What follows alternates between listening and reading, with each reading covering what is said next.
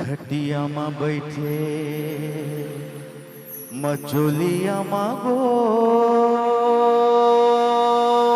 मोरे आरोलात पाके नारे गोला निकल आवे खोर मोरे आरोलात पाके नारे गोला ते निकल आवे खोर रे चले आवे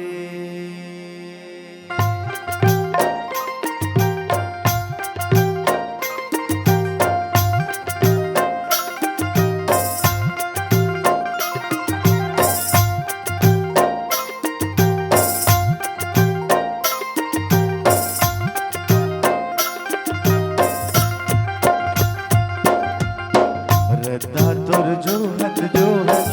आखी पथरा के वो रद्दा तोर जोहत आखी पथरा के वो रही के भाई के अब तोर रही के भाई के अब तोर तोर बिना मन है उदा ए मोर संगी तोर बिना मन है उदा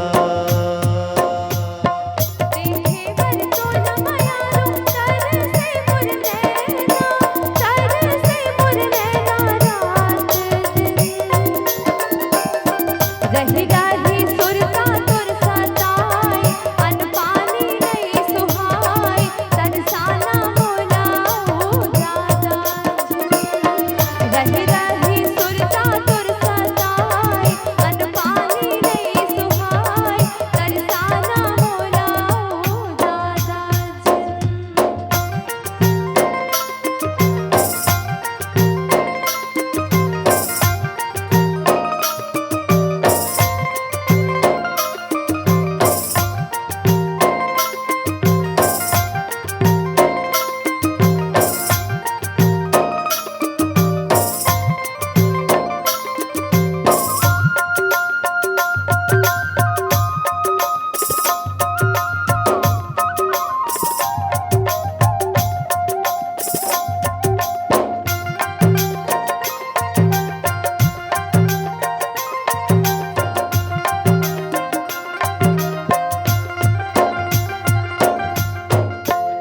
करे मुखारे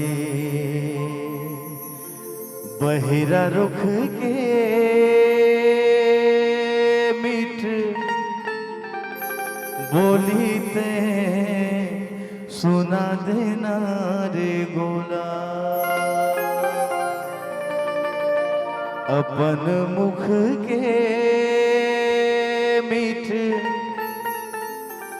बोली ते सुना देना रे गोला ते अपन मुख के वो चले